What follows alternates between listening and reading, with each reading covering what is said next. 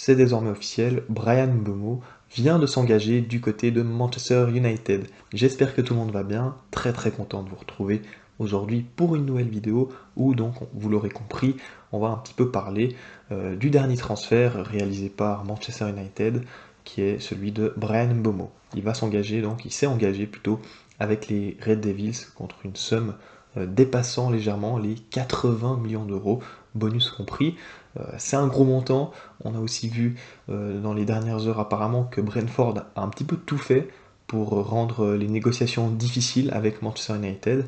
Donc voilà, le transfert aboutit tout de même après plusieurs semaines de discussion et de négociations. Et donc je vous propose dans cette vidéo de revenir sur ce transfert. On va essayer de voir qu'est-ce que va pouvoir apporter Mbeumo à United, qu'est-ce que le joueur va pouvoir donc apporter à cette équipe de Ruben Amorim. On va voir ses qualités, ses faiblesses, et je vous donnerai donc mon avis général sur ce transfert qui, je pense, quand même globalement, sans prendre en compte le prix qui est quand même un peu cher, on va pas se mentir, ça reste un très bon coup des Red Devils. Donc on va commencer tout de suite par voir un petit peu en vitesse, on va dire, l'historique de Bryan Mbeumo. Et la première chose, je dirais, qui est intéressante avec lui et ce transfert, c'est que c'est un joueur qui est fiable sur le terrain, que ce soit au niveau de ses prestations. Ça fait depuis qu'il est remonté en première ligue avec son club de Brentford, il a toujours réussi des saisons très correctes d'un point de vue statistique. Première saison, il marque 4 buts, fait 7 passes décisives, sachant qu'il a touché à de nombreuses reprises cette saison-là les montants, donc peut-être un petit peu de maladresse à la finition. Sinon en 22-23, pratiquement un double-double, 9 buts, 8 passes décisives, c'est pas trop mal. Il a la saison avant celle-ci, il a 23-24, 9 buts, 7 passes décisives, sachant qu'il avait été blessé pendant en tout cas 2 mois durant cette saison. Et sinon, la saison dernière, sa meilleure saison en carrière de loin, 20 buts, 8 passes décisives. Donc voilà, c'est un joueur qui a prouvé sa valeur depuis qu'il est à Brentford, dans le championnat anglais, clairement. Donc il est fiable de ce point de vue-là, mais il est aussi fiable, je dirais, physiquement. Alors certes, il s'est blessé lors de la saison 23-24, comme j'ai dit, pendant 2 mois. Donc il a un petit peu raté quand même des matchs à cette période-là, mais sinon, c'est un joueur qui, depuis le début de sa carrière, ne se blesse absolument jamais. Donc ça c'est quand même très positif pour United, qui est quand même un effectif qui est rempli de joueurs assez fragiles, assez souvent indisponibles, et lui pour le coup ce n'est pas le cas. Donc on verra comment ça sera à United pour lui, mais normalement c'est un joueur qui physiquement est très fiable. La saison dernière, 38 matchs, en 22-23, 38 matchs, en 21-22, l'année de la remontée en Première Ligue, 35 matchs, en Championship en 20-21, 44 matchs sur 46 matchs possibles. Enfin voilà, ça montre que c'est un joueur qui globalement est toujours disponible, et ça c'est une très bonne chose. Alors, on voit aussi, je vous ai mis du côté, on peut voir aussi sur la droite d'image les positions que Bryan Mbeumo peut occuper. Alors c'est un ailier droit, essentiellement, je dirais surtout. Il a un petit peu joué à Brentford en tant que second attaquant, aux côtés d'Ivan Toney à l'époque, ou même de Yohan Wissa plus récemment. Il peut jouer second attaquant, mais c'est surtout un ailier droit. Il peut aussi jouer un petit peu plus bas, piston droit. On l'a assez peu vu du côté de Brentford, ça c'est surtout des adaptations en cours de match. On l'a vu parfois être positionné piston droit, afin d'avoir une composition un peu plus offensive, en mettant d'autres joueurs au secteur offensif. Mais voilà, c'est un joueur assez complet globalement, mais qui est surtout un ailier droit, et qui peut aussi jouer dans l'axe un petit peu, mais comme j'ai dit, il a peut-être besoin d'être un peu plus soutenu dans l'axe. Au niveau de la hitmap, Bryan Mbeumo, bon, on va aller assez vite vu qu'on l'a déjà expliqué, mais comme j'ai dit, c'est un joueur essentiellement ailier droit, c'est son meilleur poste, il peut un petit peu jouer dans l'axe. Ça c'est sa hitmap de la saison dernière, en 24-25, où il a, comme j'ai dit, quand même globalement été essentiellement ailier droit, mais c'est un joueur qui a un gros volume quand même d'action et d'activité sur un terrain. Donc ça c'est intéressant. Bryan Mbeumo, c'est un joueur qui a beaucoup de qualité, qui est très complet, qui fait énormément de bonnes choses sur un terrain. Je vous ai mis sa petite roue d'attaque, comme d'habitude, c'est pas ce que j'aime le mieux à regarder chez les joueurs, c'est pas ça qui définit la qualité d'un joueur pour moi, mais c'est toujours intéressant, et pour le coup, je pense qu'il illustre assez bien les qualités d'Mbeumo. C'est un joueur qui sait marquer des buts, comme on l'a vu, on le verra aussi après, même si on nuancera. Donc plutôt à droite dans le but, assez aussi efficace pour faire des passes décisives, il est tout à fait capable d'en faire sur coup de pied arrêté, dans le jeu aussi, ça c'est pas mal. C'est un joueur qui reçoit pas mal de passes progressives, ça je trouve que c'est un point intéressant pour un joueur offensif, c'est-à-dire c'est un joueur qui demande pas mal la profondeur, il n'hésite pas à faire des courses dans le dos de la défense, et ça, dans cette équipe de Manchester United qui va perdre pas mal de joueurs comme Rashford, peut-être Garnacho, sans parler de la qualité des joueurs, on va pas parler de ça, mais c'est des joueurs comme qui ont une capacité à prendre la profondeur. Mbeumo, il le fait aussi, donc ça c'est pas mal, tu perds pas trop de ce point de vue-là. Donc ça c'est intéressant, un joueur qui arrive à être impactant dans les 30 derniers mètres, évidemment, ça c'est pas mal, il a pas mal de volume aussi.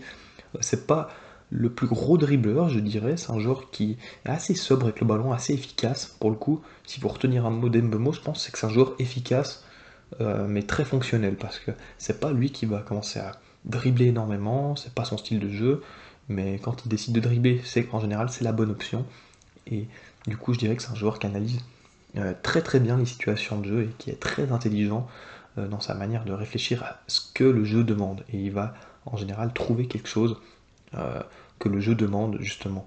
Donc ça c'est pas mal. Il crée aussi également pas mal de chances de but, que ce soit qui sont décisives ou pas à la fin, mais c'est un joueur, comme j'ai dit, qui en général arrive à être dangereux dans les 30 derniers mètres, donc ça le montre, son impact. Et défensivement, aussi un joueur qui bosse beaucoup, il court énormément, je crois que c'est un des joueurs, j'ai vu une stat passée, qui a réalisé le plus de sprints la saison dernière en première ligue, en tout cas, je sais pas si la stat elle est 100% fiable, etc., mais j'ai vu plusieurs stats passées qui confirmaient ça, donc on prendra avec des pincettes, mais c'est un joueur qui défensivement récupère pas mal de ballons, il a quand même, comme j'ai dit, pas mal de volume de course aussi, pour revenir défendre notamment, et donc c'est quand même un bon point, surtout si on compare à d'autres joueurs qu'avait Manchester United à l'époque, euh, ou encore actuellement, puisque Rashford va partir, mais Garnacho est pour le moment encore United, et c'est des joueurs qui défensivement sont pas autant bons, je dirais qu'Mbeumo clairement, lui il est bien au-dessus dans ce registre-là, donc ça c'est pas mal. Euh, je vous propose maintenant qu'on regarde un petit peu ses faits majeurs de la saison dernière, un petit peu pour on continue de parler des qualités du joueur. Bon, on l'a déjà vu, il a fini dans le top 10 des meilleurs buteurs de première ligue la saison dernière, il finit 4ème ex aequo avec Chris Wood, derrière Erling Haaland, Isaac et Salah. C'est pas mal, ça c'est quand même pas mal du tout, il est avec des jolis noms en sa compagnie. Maintenant aussi on prend cette stat sans prendre en compte les buts sur penalty, ce qui est toujours intéressant je trouve aussi pour voir le nombre de buts marqués à un attaquant. Alors c'est pas le meilleur buteur de Brentford, puisque Johan Wissa, son coéquipier, a marqué 19 buts la saison dernière sans penalty, vu qu'il tirait pas les penalties. Très très grosse performance de sa part, du Congolais. Bryan Mbeumo est quand même aussi dans ce classement, il est 6ème, avec 15 réussites, égalité avec un autre joueur qui a recruté Manchester United plus tôt dans le mercato, qui est Matheus Cunha. Donc ça c'est pas mal. Je dirais aussi que ce qui est pas mal, c'est que, bon, on l'a un petit peu vu dans la data, la roue data, c'est un joueur qui reçoit pas mal de passes progressives, de passes vers l'avant. Ça veut dire que c'est un joueur qui fait beaucoup de courses dans la profondeur, qui demande, fait des appels dans le dos de la défense. Enfin, c'est un joueur positif sur le terrain qui essaye d'avancer le jeu, de faire avancer le jeu. Avec le ballon, bien sûr, mais sans le ballon aussi. Et le premier, de très loin, c'est Mohamed Salah, qui a quelques similitudes avec Mbeumo peut-être, hein. Pas dans la qualité pure je dirais, mais dans le profil. Mbeumo, on voit, il est aussi d'assez loin le deuxième, devant Luis Diaz, Mitoma ou Garnacho par exemple. Donc ça c'est intéressant. C'est un joueur aussi qui arrive donc à être impactant dans les 30 derniers mètres, même qui arrive à amener le ballon dans les 16 derniers mètres, dans la surface de réparation adverse. Ça c'est pas mal. Encore une fois, Salah domine ce classement. Mbeumo est 4ème derrière Madueke et Doku. Il faut nuancer évidemment parce que ça dépend dans l'équipe que tu joues. Jouer à Liverpool, ça va forcément t'offrir plus de possibilités d'être plus proche du but adverse et donc d'arriver plus souvent dans la surface de réparation adverse avec le ballon. Même Bemo s'en sort plutôt très bien parce qu'il joue dans une équipe Brentford qui est un peu plus caméléon, qui évidemment sait presser haut, savait presser assez haut sur le terrain, mais c'est aussi une équipe qui n'hésitait pas par séquence à jouer bien plus bas sur le terrain, être beaucoup plus compact.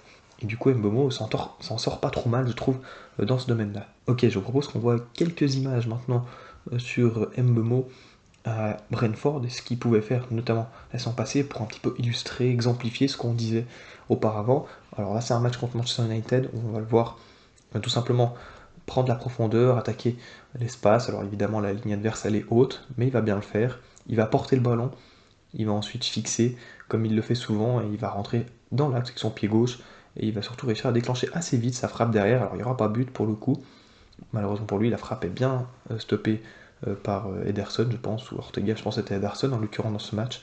Il stoppe bien, mais ça c'est une action typique d'Embeumo où il peut être lancé dans le dos de la défense via une longue diagonale, via un jeu comme ça plus simple. Enfin, c'est un joueur qui sera toujours menaçant et dangereux parce qu'il a une bonne capacité attaquer ses espaces, ses grands espaces, il conserve bien le ballon, joueur intelligent, et il est assez dangereux pour fixer. Gvardiol défend peut-être pas super bien pour le coup, on va pas se mentir, mais du coup il arrive à se créer une belle occasion de but, et ça c'est un schéma où Mbeumo peut marquer régulièrement quelques buts, ça je dirais un schéma assez classique de sa part, tout comme l'action suivante où on va voir à nouveau cette capacité à attaquer la profondeur.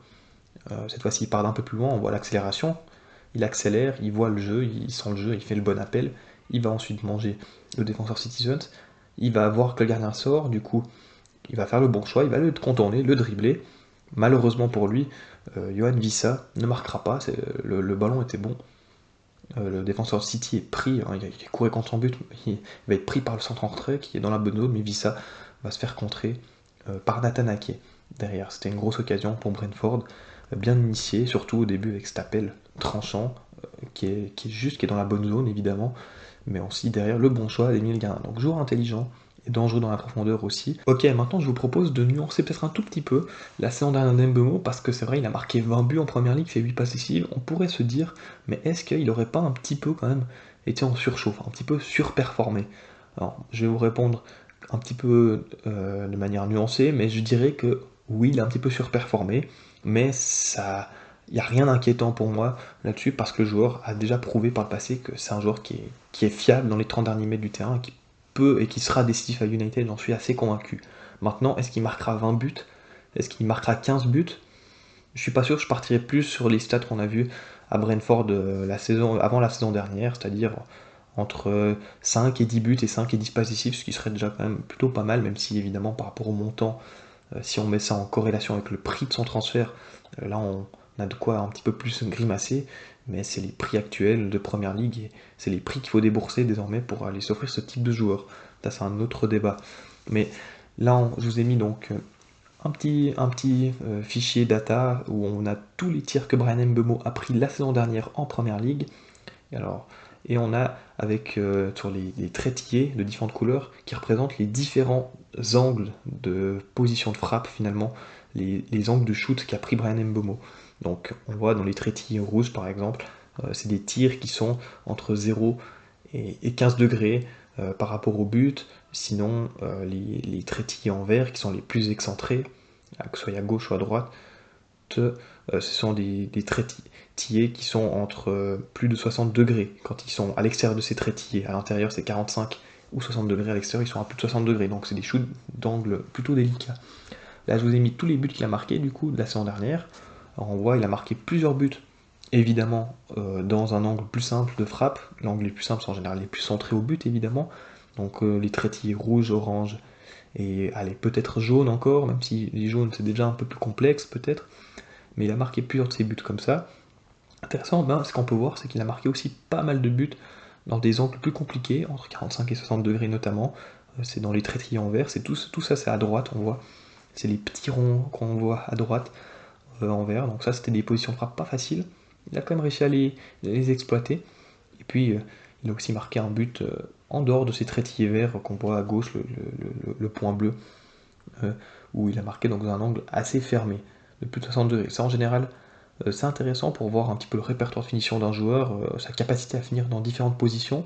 Maintenant, je nuancerai un tout petit peu, comme j'ai dit, parce que si on regarde les saisons précédentes de Bryan Mbeumo, sans prendre en compte donc la saison dernière, mais toutes les saisons précédentes d'Mbeumo en Première Ligue, donc en 2021, en 2022, en 2023, vous verrez qu'il n'a pas marqué tant de buts que ça dans des angles compliqués. Il marque beaucoup de ses buts, comme la plupart des joueurs, mais dans des positions plus faciles, entre 0 et 15 degrés, 15 et 30 degrés, 30 et 45 degrés.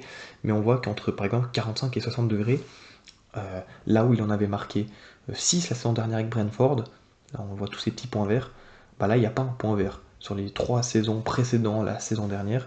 Donc peut-être que ça montre un petit peu une surchauffe, même, je dirais, globale des Mbeumo qui était un peu plus en réussite, ou une progression aussi, c'est évidemment quelque chose qu'il faut prendre en compte, il a sûrement progressé, mais on peut quand même faire une petite hypothèse d'une légère surperformance dans ce domaine-là, parce qu'on voit que quand même globalement, la plupart de ses buts viennent dans des positions axiales, là où c'est le plus simple de marquer.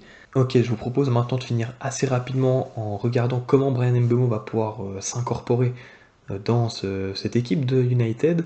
Alors je vous ai mis un 11 titulaire qui à prendre avec des pincettes, ça c'est le 11 que j'ai fait rapidement. On peut débattre sur les choix de la défense centrale, du milieu, de l'attaque, même tout ce que vous voulez. J'ai juste pas mis certains joueurs des points d'interrogation parce qu'apparemment United serait à la recherche d'un numéro 9, d'un nouveau milieu de terrain et d'un gardien potentiellement.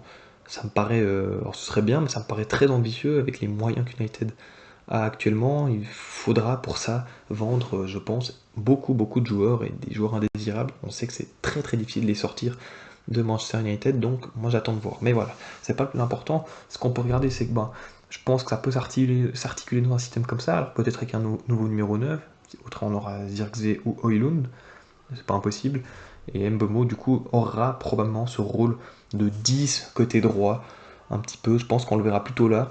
Peut-être que par séquence, si Amad joue piston, même si c'est une question, parce qu'Amad Diallo c'est un joueur qui a beaucoup de talent évidemment, mais par contre défensivement, je pense que c'est pas un joueur qui sera super efficace.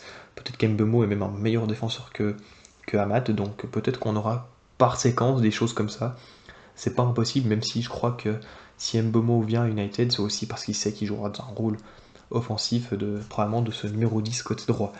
Donc ça, c'est ce qu'on peut en dire. Comme j'ai dit, il y a quelques questions avec peut-être est-ce que tu dois mettre Amad en plus, est-ce que Bruno Fernandes du coup tu le mets au milieu de terrain à côté d'un autre milieu de terrain plus défensif. Est-ce que tu mets peut-être Cunha au poste de numéro 9? C'est pas un pur 9 du tout, un petit peu à l'image d'un Joao Pedro à Chelsea, mais du coup tu aurais peut-être Bruno du coup qui retrouve sa place dans le numéro 10, etc. Ça peut être des options. Il y a pas mal de choses, je trouve, à faire côté Manchester United, même si, attention, le système de Ruben Amorim, qui est quand même très rigide pour le coup, parce que il va pas changer son système, hein, il va garder cette forme-là. Il faut voir comment les joueurs vont réussir à apporter toute leur qualité dans ce système qui, je trouve, quand même assez rigide et parfois pas idéal. En tout cas, tout ce qu'on a vu pour l'instant, je trouve que il met pas forcément en valeur les qualités des joueurs de Manchester United. En tout cas, pour la plupart des joueurs d'United, je trouve que c'est pas terrible pour le moment globalement. On verra ce qu'il en sera aussi, comme j'ai dit, des autres postes. Est-ce que Mainu il jouerait dans ce rôle d'un petit peu de 10 là plutôt que dans le rôle de double pivot? Parce que moi je l'aime bien, Mainu quand il est assez proche de la surface de réparation adverse, je trouve presque plus pertinent que dans un double pivot. Peut-être lui il aurait besoin d'un troisième milieu, lui peut-être idéalement pour le coup. Est-ce que Casemiro reste, tu le mettras, puis si tu n'arrives pas à recruter de milieu. Enfin voilà, il y a plusieurs questions qu'on peut se poser sur United, mais globalement, voilà un petit peu les prémices de ce Manchester United version 2025-2026 de Ruben Amorim. Très grosse saison à venir pour United. Niveau pression, il n'y aura que le championnat à jouer et les coupes. Donc ils n'auront pas le droit de se rater cette saison. Je suis personnellement pas encore très confiant quant à la saison et à l'avenir de Manchester United pour plein de raisons, hein, sincèrement, et pour tout ce qu'on voit ces dernières saisons, alors que des fois on avait des grosses attentes et on voit que ça suit pas. Je suis pas encore très optimiste, il faudra voir, même si pour le coup je pense que pour conclure, on peut quand même dire que Brian Mbeumo c'est un très bon ajout, nécessaire pour le coup. United offensivement souffrait beaucoup depuis 2 saisons, et là avec Cunha et Mbeumo quand même tu renforces considérablement un secteur qui était quand même, on va pas se mentir, très défaillant. Donc j'espère que cette vidéo sur Mbeumo vous aura plu. Dites-moi en commentaire ce que vous pensez du joueur, qu'est-ce que vous pronostiquez comme saison pour le Camerounais, une saison à 10 buts par exemple, une saison décevante, est-ce qu'il va flop?